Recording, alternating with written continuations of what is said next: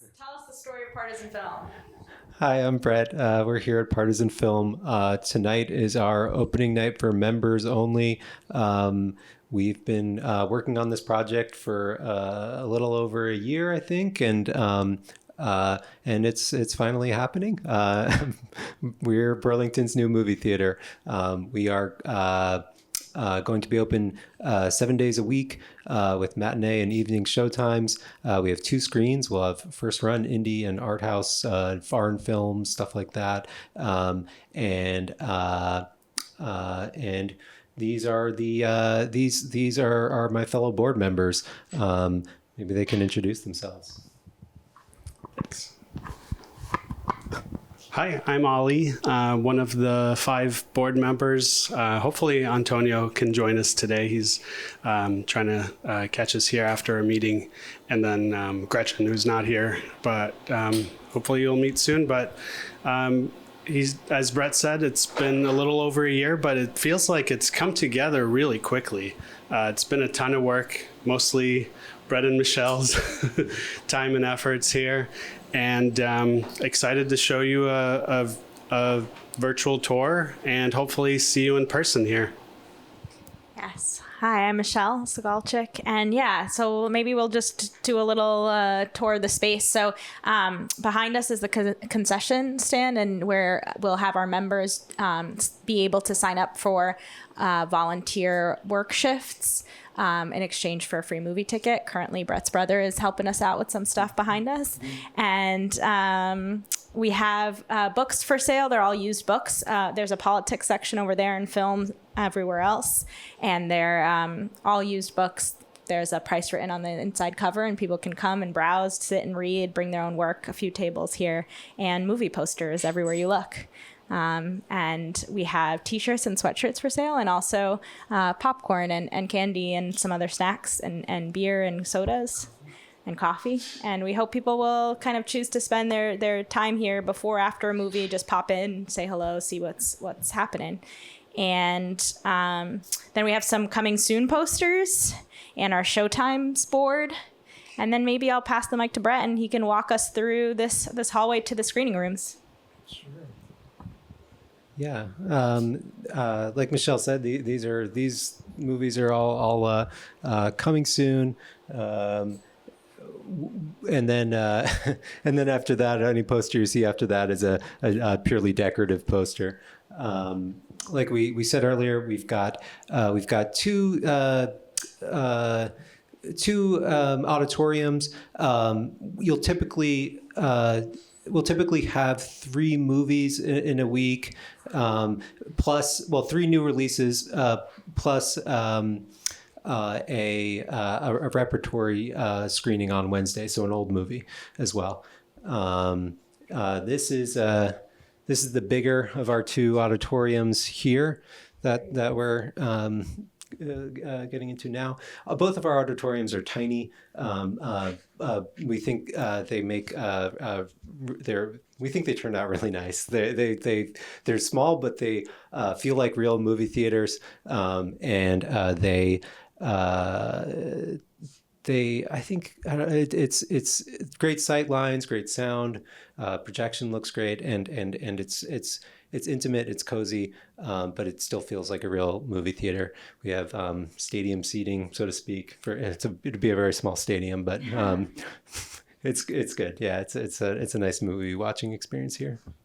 Yeah, and I think there's some, it's worth checking it out, coming to see a movie, even if you're skeptical of the small size. There's sort of an intentionality in the seats that they all have a pretty fantastic view, and also just a chance to see movies with other people and talk about them.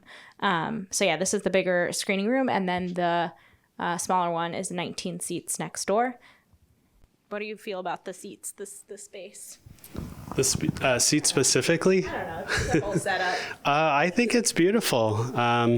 We went with these seats because, correct me if I'm wrong, but they were the ones that we found somehow for sale.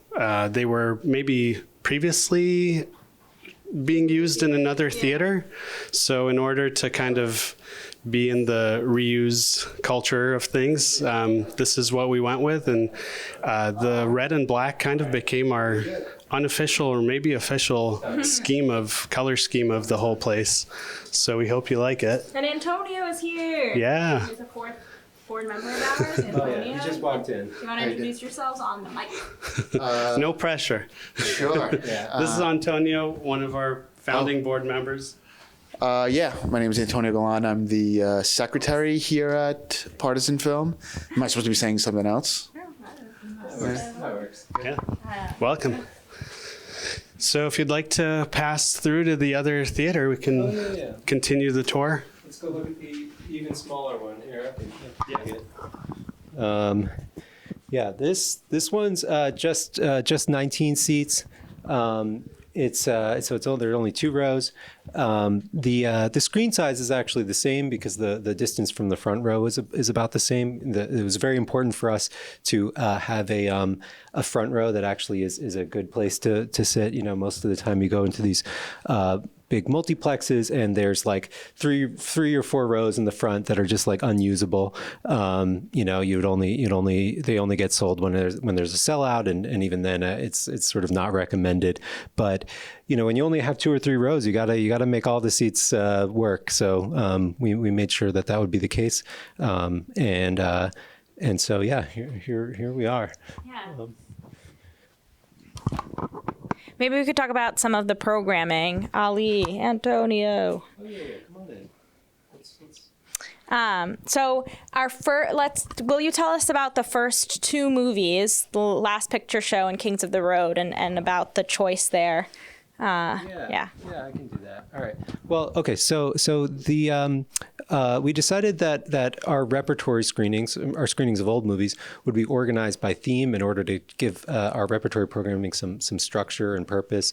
The first theme, appropriately, I think, is movie theaters. So these are all movies that prominently feature movie theaters or think about the role of movie theaters in communities, and that includes our first 2 repertory screenings, which we're doing here on our opening night and tomorrow night for our open house for the general public as well, which are The Last Picture Show and Kings of the Road. And the other 4 after that. Oh, you're quizzing me. The Long Day Closes, Mary Jane's Not a Virgin Anymore, Targets, and A Useful Life. Yes, every Wednesday. And then January, there'll be a new theme. So look out for that. I won't spoil it. Kings of the Road and The Last Picture Show are 2 of the greatest movies ever made. The movies, both movies from the 1970s. They're both sold out tonight and tomorrow. Doesn't take much to sell out a space like this, but we're glad people are excited to see them on a big screen. And Long Way Closes is close to selling out. Oh, is that right? Yeah. Long Day Closes. So yeah, and people are interested in the repertory programming. So keep an eye out and maybe buy tickets in advance.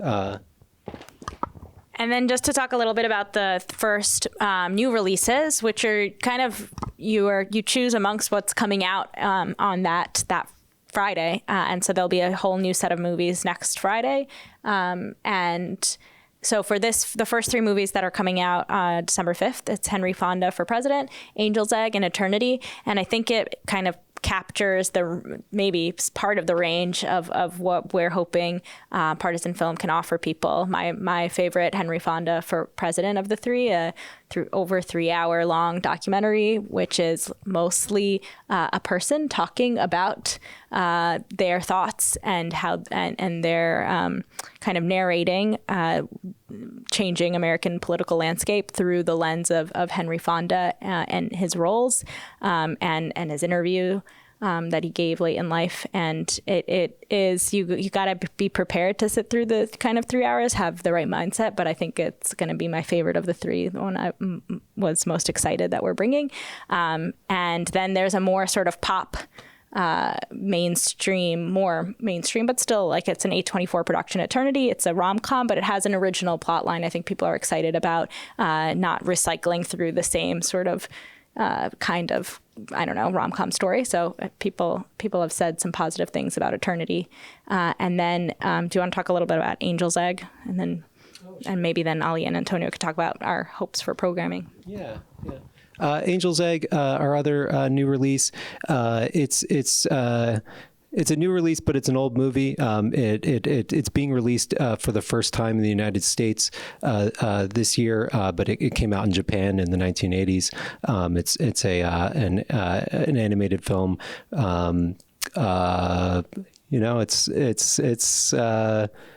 It's revered. It's a movie that people think is like one of the greatest animated films ever made, but never released here.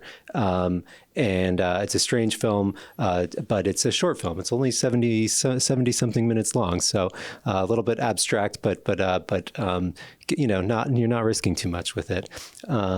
It's been remastered with the approval and involvement of the director. I just wanted to also add that I was looking through some reviews of our new releases, and I read an old blog post. It was just someone sort of thinking about movies, and they said they absolutely adored Angel's Egg. They said it was the most inaccessible animated movie they've ever watched, and but that it was sort of beautiful, and there's, I think, a reason why there's a sort of fascination with it and broad love of it. So we're excited for that too.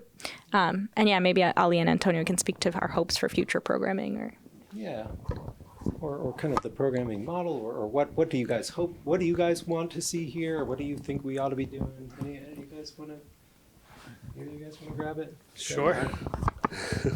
I guess I'll just start by very generally saying I'm hoping for a big variety of different things to come, of all genres, kinds of films, for different populations and diversity of all kinds. So that's my very general answer. Yeah, I'll second that.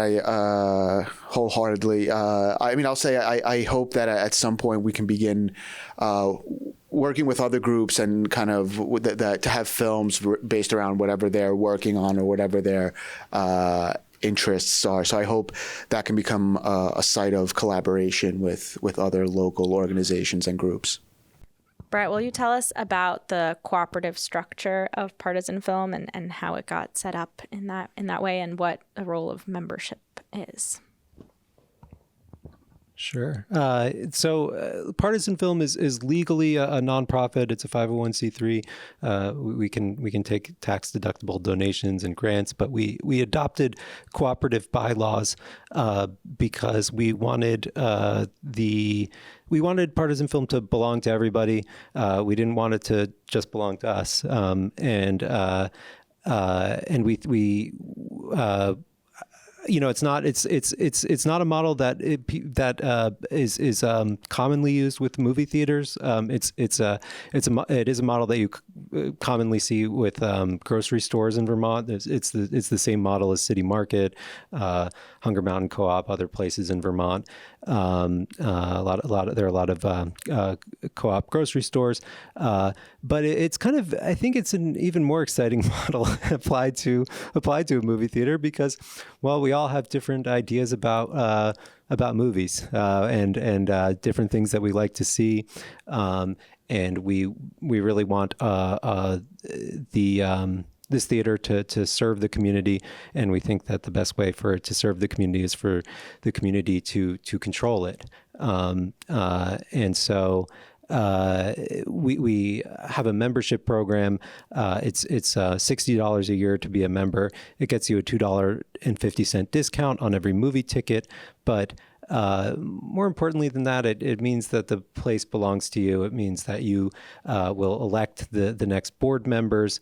You can run for the board. You can pitch in. You can help out behind the snack counter. The theater belongs to Burlington, and that was an important part for me of what we were trying to do here. I don't know. Anyone else want to talk about it? And Michelle says Antonio should. Sure.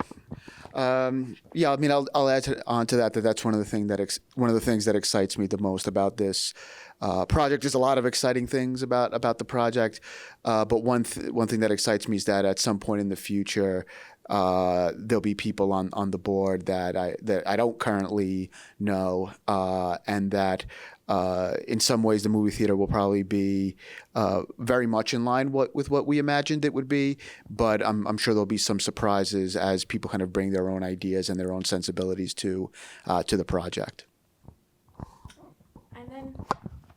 And then maybe we could walk back through the lobby. I just want to talk about the immense work of the volunteers that kind of in the nature of this being a cooperative, what work has been done from like assembling these seats and painting. And we had professional contractors and electricians and plumbers and architects, but the work, especially in the lobby of bringing this space together, has been amazing. So maybe we could walk back through and see. I don't know.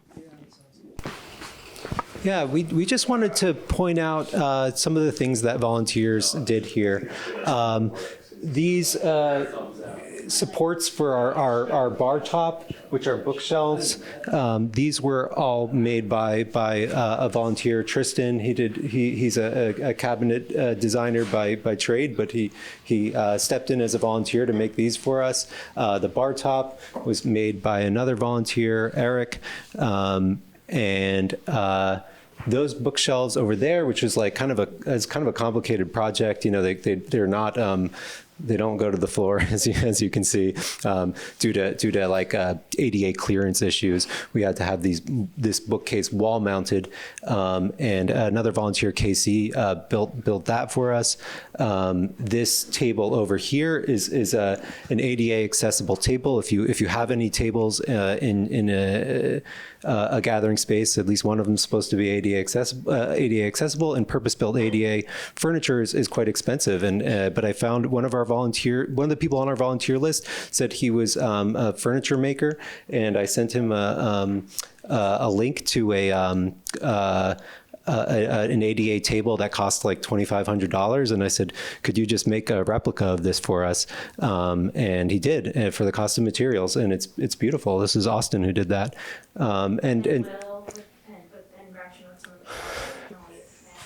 Yeah, right. I mean, right. Yeah, I mean, right.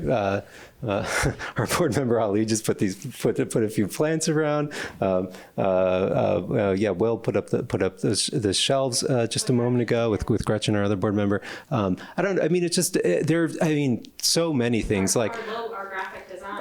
Our logo is made by Tyler, who.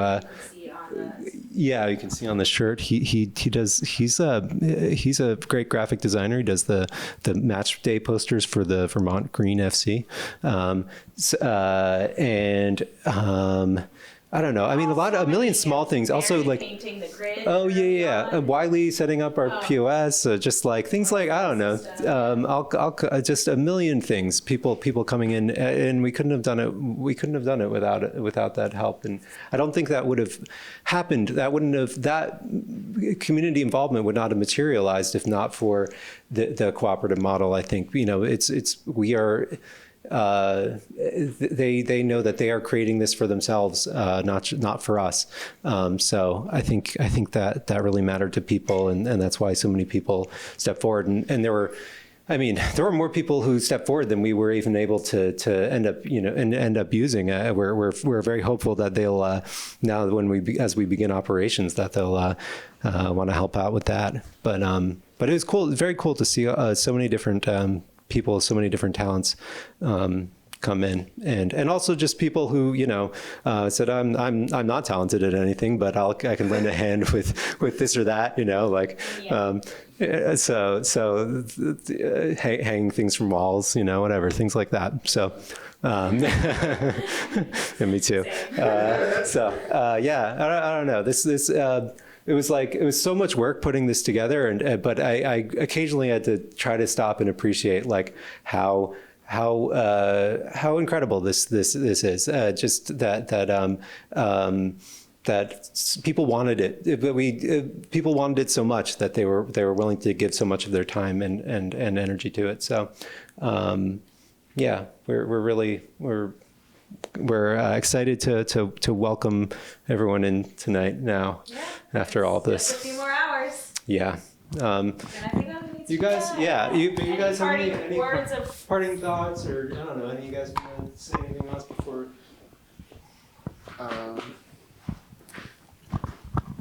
I'd just say that there's a lot of excitement in the community, and we share that excitement, and looking forward to starting up tonight and tomorrow for everybody to come down.